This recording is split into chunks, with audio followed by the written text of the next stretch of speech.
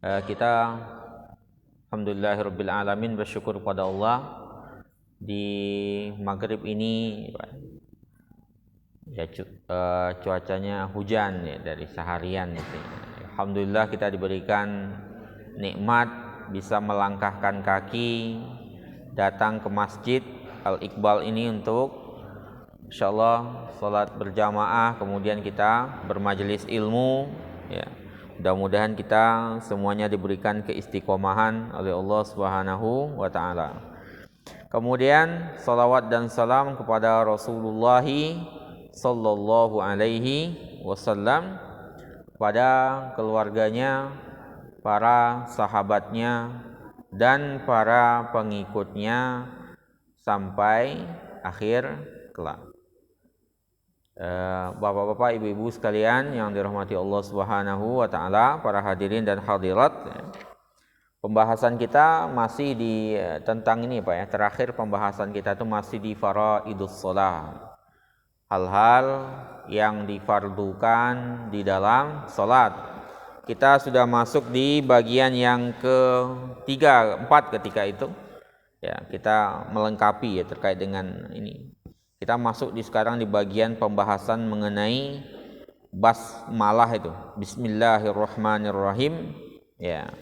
Bagaimana pandangan ulama terkait dengan hal itu. Jadi para ulama itu Pak bersepakat Ibu ya.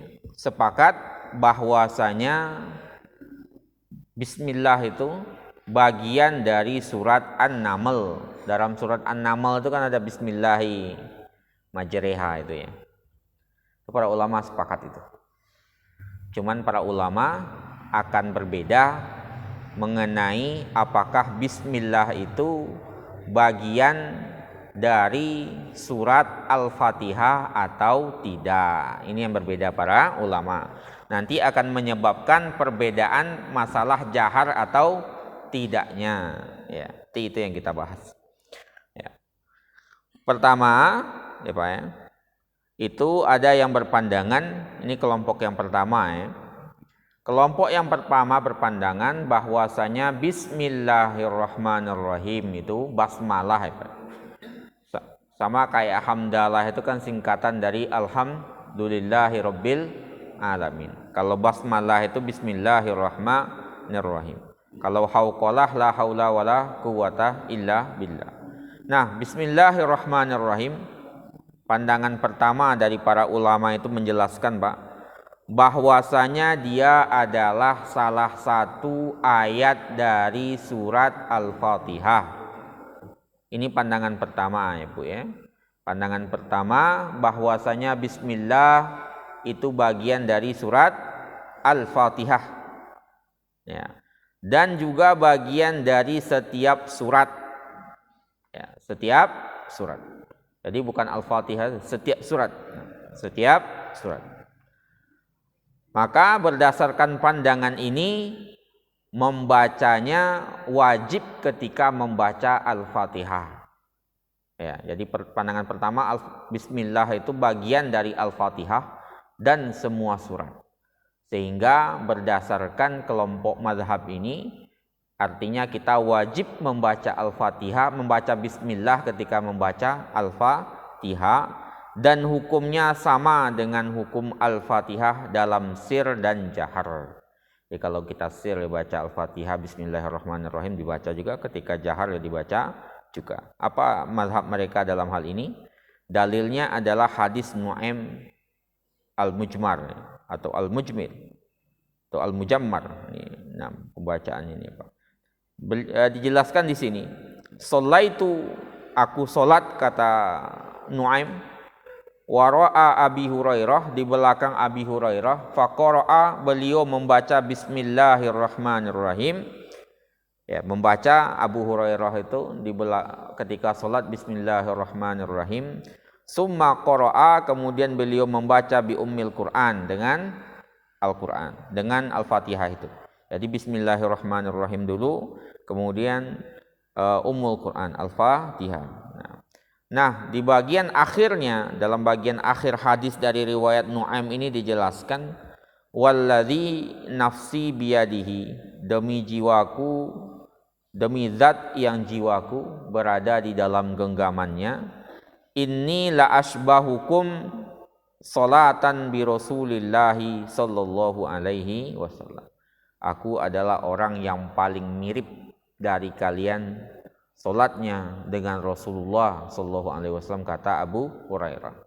Di Abu Hurairah baca bismillahirrahmanirrahim baru Ummul Al-Quran, untuk menegaskan bismillahirrahmanirrahim bagian dari Ummul Al-Quran itu sendiri. Ini menguatkan pandangan pertama itu, Pak. Kemudian beliau mengatakan inni la asbahukum salatan, aku adalah orang yang paling mirip di antara kalian salatnya bi Rasulillahi sallallahu alaihi wasallam. Ini hadis Nasa'i, diriwayatkan An-Nasa'i, Ibnu Huzaimah dan Ibnu Hibban.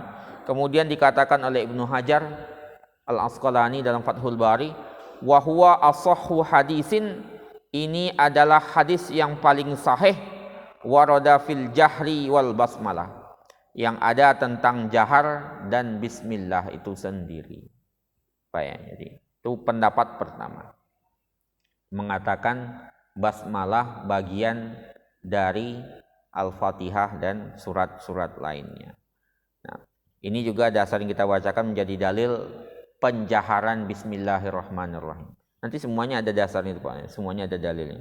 Makanya nanti ada jalan tengahnya itu ya. Nah, sekarang kita lihat dulu pandangan-pandangan para ulama itu. Yang kedua, pandangannya adalah annaha ayatun mustaqillah, bahwasanya bismillah itu ayat tersendiri. Ayat tersendiri ya, jadi bukan bagian dari Al-Fatihah, bukan juga bagian dari surat-surat lainnya. Untuk apa diturunkan? Unzilat litayammun, dijadikan untuk tabarruk ya, mendapatkan keberkahan ya, dengan nama Allah, Pak, ambil tabarruk, ambil keberkahan. Wal fasl bainas suwar, untuk memisah di antara surat-surat itu. Jadi ayat tersendiri bismillahirrahmanirrahim itu, Pak ya. Kemudian dia itu ada di pangkal setiap surat untuk tayammun, untuk ngambil keberkahan dengan nama Allah Ta'ala itu. Kemudian menjadi pemisah dari setiap surat-surat. Sehingga membacanya ketika Al-Fatihah itu adalah jaizah, boleh, bal mustahabbah, bahkan disunnahkan. Bahkan disunnahkan. Wala yusannu al-jahru biha, cuman enggak disunnahkan untuk dijaharkan dengannya. Itu pandangan kedua itu, Pak ya. Nah, kalau tadi kan dijaharkan berdasarkan riwayat Abu Hurairah.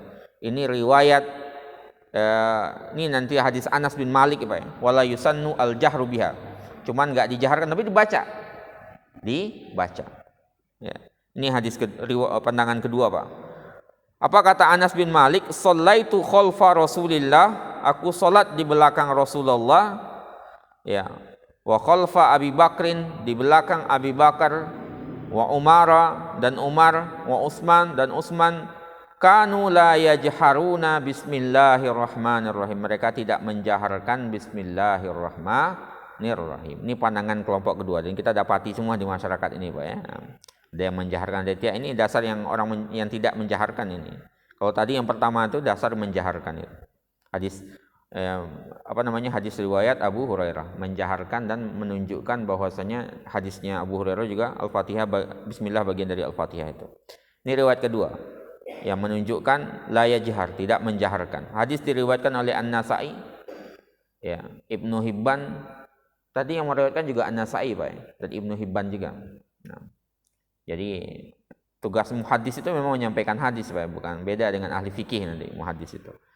Ya, enggak semua ahli hadis ahli fikih ya. Nah, sebagaimana ahli fikih belum tentu ahlul hadis.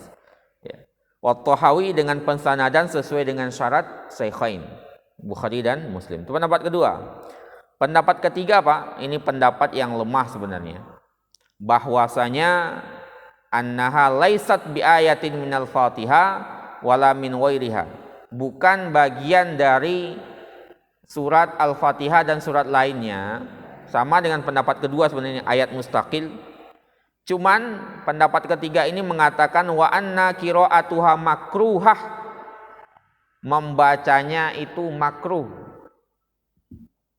sirran wa jahran, baik secara sir maupun secara jahar. Kalau tadi kan mustakil juga, cuman disunnahkan membacanya tapi tidak dijaharkan, itu aja. Kalau yang kedua, kalau sekarang dia mengatakan dia itu bukan bagian dari Al-Fatihah dan lain-lainnya, membacanya makruh baik sir maupun jahar. Fil fardi, ketika salat wajib dunal nafilah, ketika salat wajib nggak boleh, makruh. Kalau nafilah salat sunnah nggak apa-apa kata beliau. Cuman mazhab ini laisa biqoi, mazhab ini nggak kuat sama sekali. Nah, jalan keluarnya beberapa para ulama itu Pak menjelaskan, bukan jalan keluar sebenarnya, periwayatan dari para ulama. Salah satunya adalah Ibnul Qayyim Ibnul Qayyim Al-Jauziyah itu berusaha mengumpulkan di antara dua riwayat ini. Ya, beliau meriwayatkan bahwasanya Rasulullah itu kadang-kadang memang menjaharkan dan kadang-kadang mensirkan, tidak menjaharkan. Dan keduanya ada. Bahkan sebagian ulama itu menjelaskan ya agar bisa menjalankan kedua sunnah itu. Karena kedua hadisnya tadi ya, kayak Ibnu Hibban meriwayatkan juga yang tidak ya Pak. An-Nasa'i juga sama. Dan hadisnya sama-sama sahih. Karena sebagian ulama mengatakan ya kadang-kadang disirkan, kadang-kadang dijaharkan. Ya, biar semuanya sunnahnya dapat gitu Pak ya. Itu kata Ibnul Qayyim itu. Jadi kadang-kadang Rasulullah menjaharkan, kadang-kadang mensirkan. Tapi yang jelas bagi kita, ketika kita mendapati itu ya ada dasarnya semuanya Pak ya. Baik yang mensirkan maupun yang menjaharkan. Dan semuanya ada dasarnya dari Rasulullah SAW dan riwayatnya sahih semua dan sahih. Makanya sebagian ulama untuk menengahi itu mengatakan ya kadang-kadang sir, kadang-kadang jahar gitu ya. Nah itu Pak terkait dengan bismillah. Nanti akan masalah bismillah dalam pembacaan dalam sholat berjamaah nanti akan kita bahas bagian selanjutnya itu. Ini masih sekilas mengenai Al-Fatihah, bismillah itu sendiri. Sekarang malam yuhsin fardhul qiraah. Bagi orang yang tidak bisa membaca Al-Fatihah Pak. Masuk Islam ya, baru masuk Islam misalnya. Belum hafal Al-Fatihah, apa yang harus dilakukannya? Dijelaskan oleh Al-Khattabi. Al-Khattabi itu menjelaskan Pak ya, bahwasanya secara hukum asal salat itu tidak sah kecuali dengan membaca Al-Fatihah. Itu hukum asalnya itu. Ya, kalau kita salat sendirian, ya jelas ketika salat sendirian, ketika kita menjadi imam itu harus baca Al-Fatihah itu. Kalau makmum terjadi perbedaan pendapat di kalangan para ulama. Sebelumnya kita jelaskan, nanti akan didalami lagi pembahasan masalah itu. Nah, ketika seseorang misalnya tidak, itu hukum asalnya. Hukum asalnya seseorang kalau nggak baca Al-Fatihah, salatnya nggak sah gitu. Nah, logikanya membaca Al-Fatihah itu ya harus dibaca oleh orang yang menguasainya.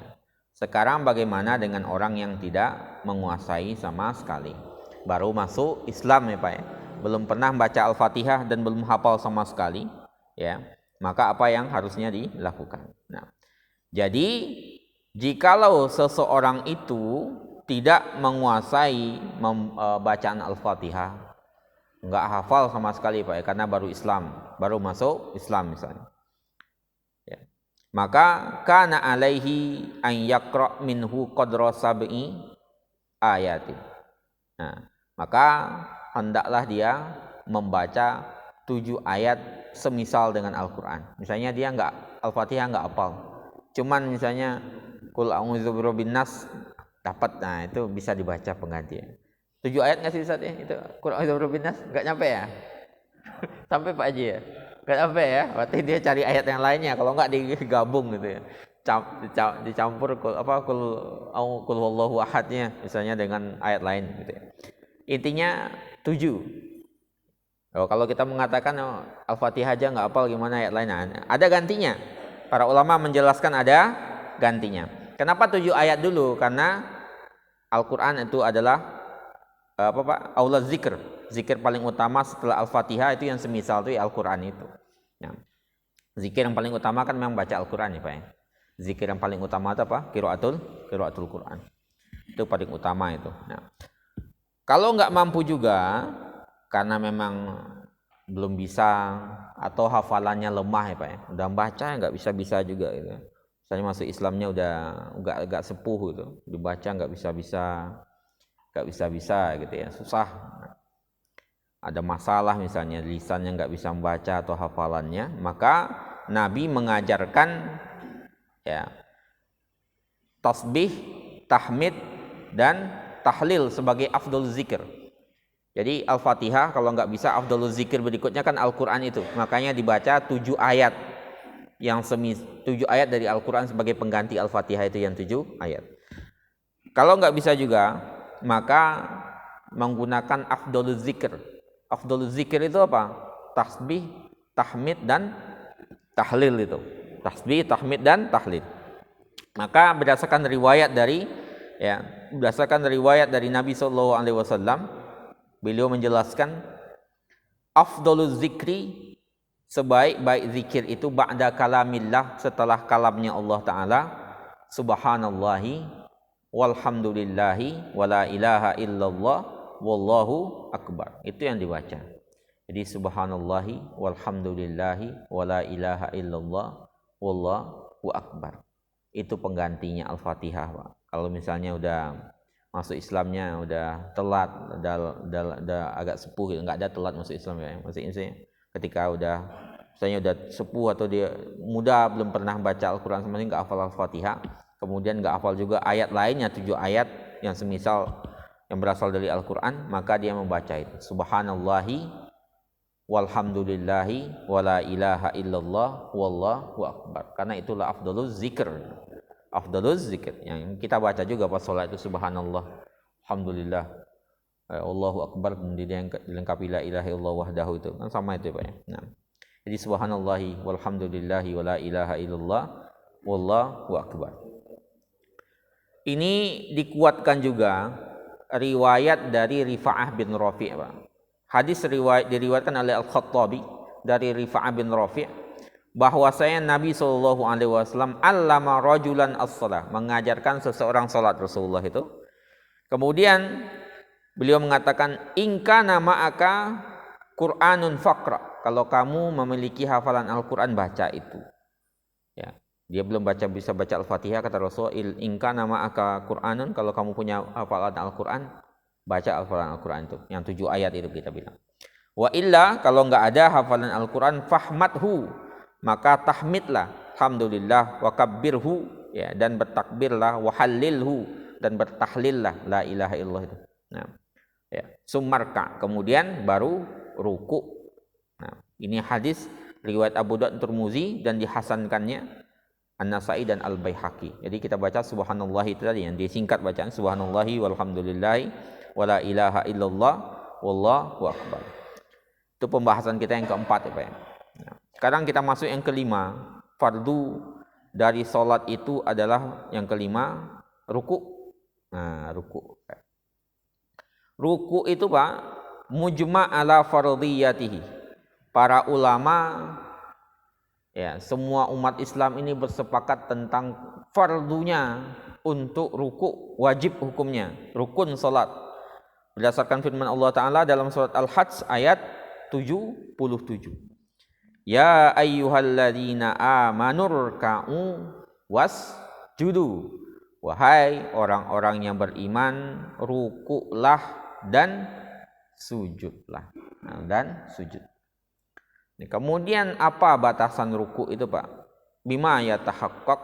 Nah, yatahaqqaq ar-ruku'u, ya.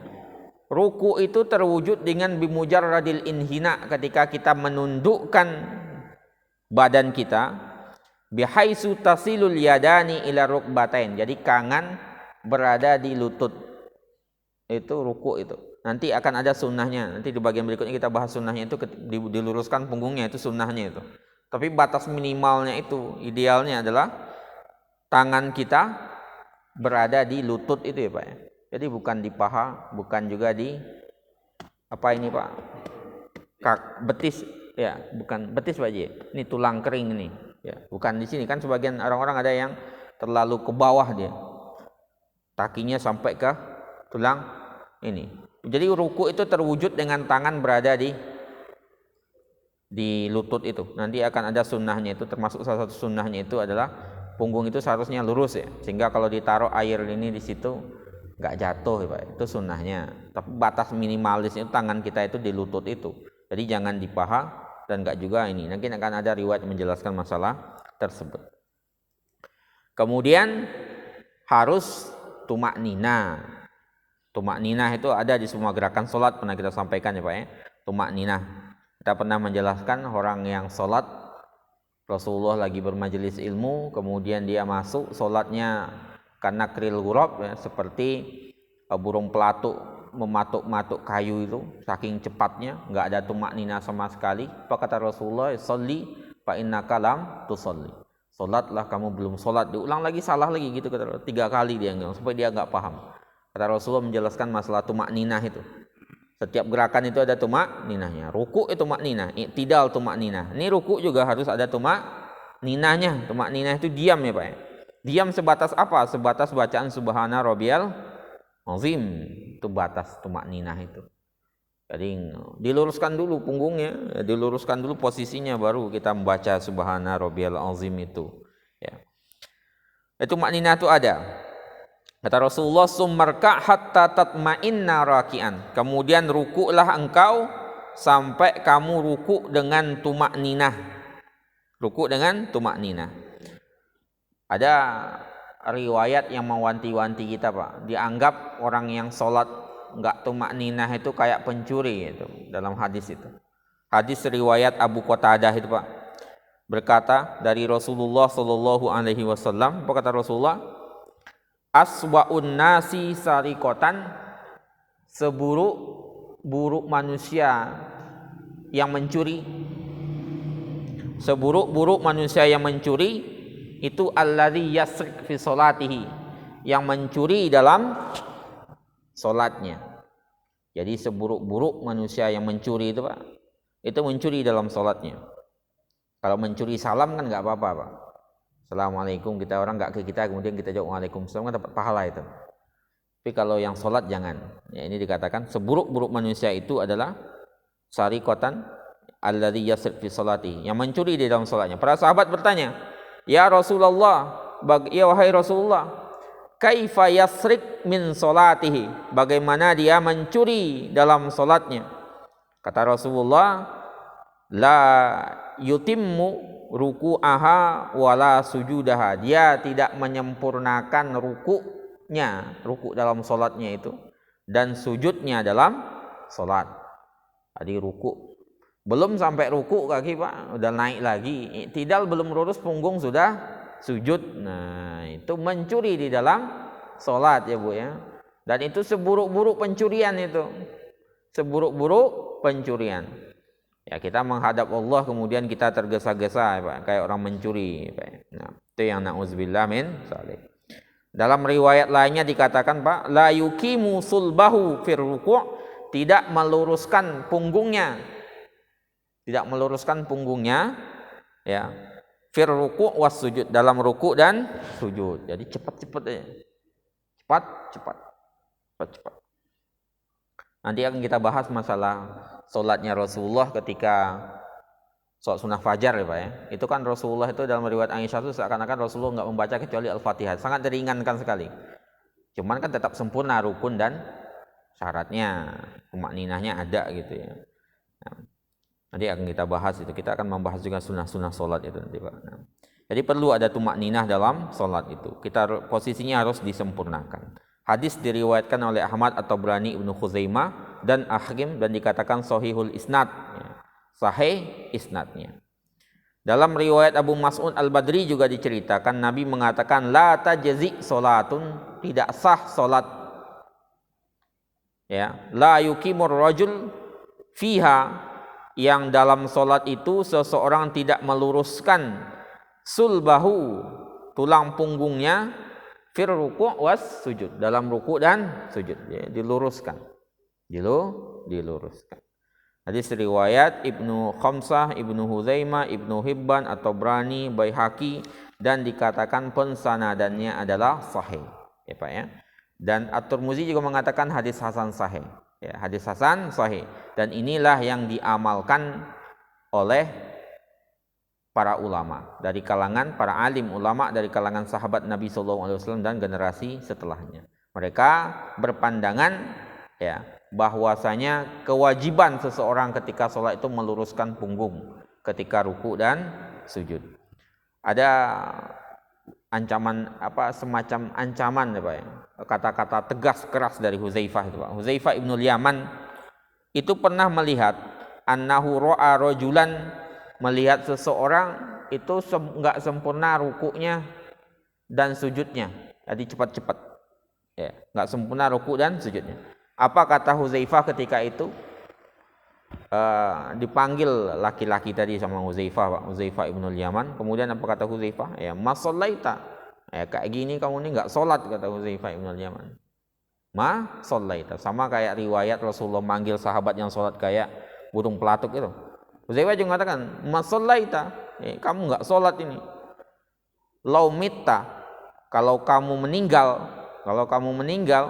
mitta, maka kamu meninggal ala wairil fitrah, enggak di atas agama allati fatarallahu alaiha Muhammadan sallallahu alaihi wasallam. Berarti kamu meninggal bukan dalam agama yang diturunkan kepada Nabi Muhammad sallallahu alaihi wasallam. Itu pentingnya kita meluruskan punggung itu. Tumakninah intinya Pak, tumakninah itu. Tumakninah tersebut. Kemudian yang berikutnya Pak, termasuk yang berikutnya yang masuk ke dalam kategori rukun adalah i'tidal. Ar-rafa' minar ruku', ya naik dari ruku, wal i'tidal, dan berdiri meluruskan punggung, qaiman berdiri ma'at tumakninah. Ini juga tumakninah penting diingatkan. Tumakninah. Sama dengan hadis yang tadi itu Pak. Orang yang buruk sholatnya itu, dia mengangkat kepalanya sampai lurus, hatta ya'uda kullu faqarin ila makanihi, sampai balik seluruh sendi pertulangan itu ke tempatnya masing-masing. Berarti kan lurus benar kita kan. Memang benar sudah sempurna berdirinya Pak ya. Jadi enggak baru kita naik ada ruku lagi gitu, enggak begitu.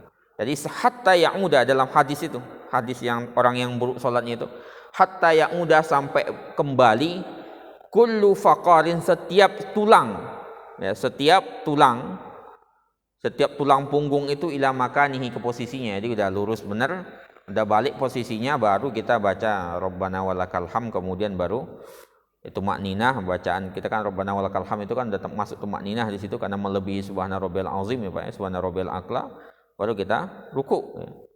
Itu riwayat Bukhari dan Muslim. Dalam riwayat Aisyah dikatakan, ya dalam riwayat Aisyah juga dikatakan Nabi SAW mengatakan, menceritakan Rasulullah, fakana idza rafa'a ra'sahu minar ruku', beliau itu kalau mengangkat kepalanya dari ruku, lam yasjud, tidak akan sujud, hatta yastawi qaiman, sampai beliau berdiri dalam posisi berdiri ya. Nah, sampai lurus, yastawi, posisinya lurus Pak. Ya benar-benar tegap dalam posisinya. Nah, dalam riwayat lainnya juga dikatakan sumarfa' hatta ta'tadil qaiman, artinya juga sama, sampai berdiri, angkat kepala engkau sampai engkau berdiri dengan lurus. Itu yang ke-6. Yang ke-7 itu orang. Yang ke-7 itu Pak sujud. Nah, sujud tadi ruku, kemudian i'tidal wajib, tumakninah, kemudian sujud. Nah, sujud juga harus ada tumakninahnya. Sudah dijelaskan sebelumnya kewajiban hal ini ya, dalilnya ya ayyuhalladzina amanu ruk'u wasjudu. Rukuklah dan sujudlah. Kemudian dalil tumakninahnya itu orang yang buruk salatnya itu Rasulullah memerintahkan, kemudian sujudlah sampai engkau tumakninah di dalam sujudmu. Tumakninah di dalam sujudmu. Jadi semua gerakan itu memang kita diminta untuk tumakninah. Batasan tumakninah itu apa Pak? Tumakninah itu artinya adalah al-muksu zamanan, kita berdiam sebentar, ba'da istiqraril a'dha, setelah seluruh anggota badan kita ini ya nyampe di posisinya, tenang dia di posisi itu, kemudian kita berdiam sebentar setelah itu. Qadru adnaha, qaddira adnaha, ditentukan minimalnya oleh para ulama. Qaddara adnahal ulama'u, para ulama mentakdirkan, menentukan batasan minimalnya biqadri tasbihatin, sebacaan tasbih subhana rabbiyal azim atau subhana rabbiyal a'la itu batas tumakninah itu Pak. Makanya bacaan ketika ruku itu kan minimalnya 1 gitu ya. Nanti akan kita bahas juga minimal 1 ya, kalau bisa 3 kan gitu. Lebih daripada itu kan nggak ada masalah, nanti akan dibahas di situ. Sebagian ulama itu membatasi, ada yang bilang 3, ada yang bilang 7, ada yang mengatakan tidak terbatas. Kalau Syekh Sabik nanti menguatkan yang tidak terbatas itu. Kan nggak boleh kita membaca, dimakruhkan juga ya Pak ya, kalau kita membaca, misalnya kita udah baca 3 kali kemudian kita diam aja malah kita baca ayat Al-Quran kan nggak boleh ya, dimakruhkan. Kalau dalam kitab At-Tibyan itu kan dimakruhkan baca surat di dalam ketika ruku dan sujud itu. Baca apa ya, baca tasbih itu 3 kali, tambahkan lagi aja Pak, subhana rabbiyal azim, subhana rabbiyal azim gitu ya, atau subhana rabbiyal azim wa bihamdi, sebagian mengatakan riwayat begitu ya, subhana rabbiyal azim berapa 3 kali, imam belum berdiri, tambahkan lagi aja, nggak ada masalah di situ. Ya, sebagian mengatakan terbatas 5, ada 7, ada yang mengatakan ya, para ulama saleh mengatakan nggak ada batasnya, udah nggak ada batasnya sama sekali. Cuman bagi imam ya, itu penting. Bagi imam, sebagian mengatakan 5 bacaannya, kenapa 5? Biar makmumnya bisa 3 gitu. Ya. Tapi intinya ada di 1 itu, minimal sekali itu, karena itu batas tumak ninah nih Pak. Nanti akan kita bahas masalah itu lebih dalam di bagian selanjutnya itu Pak. Kemudian apa saja anggota tubuh yang masuk ke dalam sujud? Ini penting kita perhatikan. Anggota badan yang masuk ke dalam anggota sujud. Ya. Jadi a'dha'us sujud yang masuk ke dalam kategori sujud Pak, yang harus disujudkan itu adalah pertama al-wajah. Wajah. Ya. Yang kedua kafain, 2 telapak tangan. Kemudian rukbatani, 2 kedua lutut, wal qadamani, dan kedua kaki. Kaki ini apa namanya, di bawah ini, jari kaki itu Pak ya. Nanti jari-jarinya kan menghadap ke semuanya menghadap ke kiblat itu. Nanti akan kita bahas juga lebih dalam masalah itu. Tapi 7 itu yang ini. Muka sendiri bagiannya adalah hidung dan ini ya, hidung dan dahi, jidat ya Pak Haji. Nah, jidat. Riwayat Abbas bin Abdul Muttalib, Nabi SAW mengatakan, dia mendengar Nabi SAW, Abbas ya bin Abdul Muttalib, pamannya Nabi, idza sajadal abdu, kalau seorang hamba itu bersujud, sajada ma'ahu sab'atu arabin, maka bersujud bersamanya 7 anggota badan. Apa saja? Wajahuhu, wajahnya, wa kaffahu, 2 telapak tangannya, wa rukbatahu, 2 lututnya, wa qadamahu, dan kedua kakinya. Kedua kakinya nanti diarahkan jari-jari itu ke kiblat itu Pak ya. Diarahkan jari-jari itu ke kiblat. Nah, dalam riwayat lainnya juga dikatakan, umirtu, aku diperintahkan an asjuda, untuk sujud ala sab'ati a'zamin, untuk sujud di atas 7 tulang, alal jubhah, di atas jidat, wa asyara biyadihi ala anfihi, ya jidat jubhah sini, tapi beliau menunjukkan isyarat ke hidung juga. Ya. Wal yadain, kedua tangan, wa rukbatain, kedua lutut, wa atraf. Atraf itu berarti ujung-ujung jari kaki itu Pak ya, wa atraful qadamain. Ya, ini jarinya itu jadi begini itu berarti.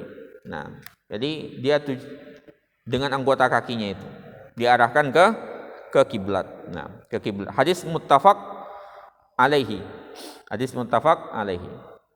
Kemudian dari Abu Humaid dikatakan bahwasanya Nabi sallallahu alaihi wasallam, annan nabiyya sallallahu alaihi wasallam kana idza sajada, kalau beliau sujud, abkana, beliau menempelkan, dikit lagi Pak ya, anfahu, ini hidungnya, wajubahatahu, ini Pak. Jadi hidung nempel ke lantai, sajadah ini juga nempel ke lantai. Jubatahu minal ardi, diriwayatkan oleh Abu Daud At-Tirmidzi dan disahihkannya. Dan inilah yang diamalkan oleh para ahli ilmu. Seseorang itu sujud dengan jubahahnya dan hidungnya. Terus kalau seandainya nggak pakai hidung gimana Pak? Nah, ini yang dikatakan oleh para ulama. Kalau seandainya dia cuma jubahnya saja, hidungnya nggak kena, jadi dia cuma jidatnya aja yang kena lantai, Ya, jidatnya aja yang kena sejadah, hidungnya tidak. Itu para ulama berbeda pandangan. Sebagian mengatakan itu yajzi'uhu, cukup baginya, artinya sah. Sebagian mengatakan la yajzi'uhu, tidak sah. Hatta yasjud alal jubha wal anf, sampai dia sujud di atas jidat dan hidungnya. Kalau kita pilih ya udah kita sujud di atas ini, Pak. Karena Nabi dalam riwayat juga hadis muttafaq alaih mengisyaratkan dengan ke hidung beliau. Jadi kita usahakan ya, jangan cuman ini saja. Walaupun sebagian mengatakan boleh ya, tapi kita ngambil yang sempurna, Pak. Kita ngambil di sini dan di sini kedua. Ini wajah satu kesatuan. Jadi wajah ini, wajah jidat dan hidung, kemudian kedua telapak tangan, kedua lutut, dan kedua atroful qadamain. Atroful qadamain itu jari-jari itu yang diginiin menghadap dia ke kiblat. Itu yang kita bahas, Pak, di hari ini. Yang mudah-mudahan bermanfaat bagi kita bersama. Insyaallah di pertemuan selanjutnya kita masih pembahasan mengenai faraidus shalah dan sunanus shalah, sunnah-sunnah di dalam salat insyaallah. Kita tutup dengan doa kafaratul majlis. Subhanakallahumma wa bihamdika asyhadu an la ilaha illa anta astaghfiruka wa atubu ilaik. Assalamualaikum warahmatullahi wabarakatuh.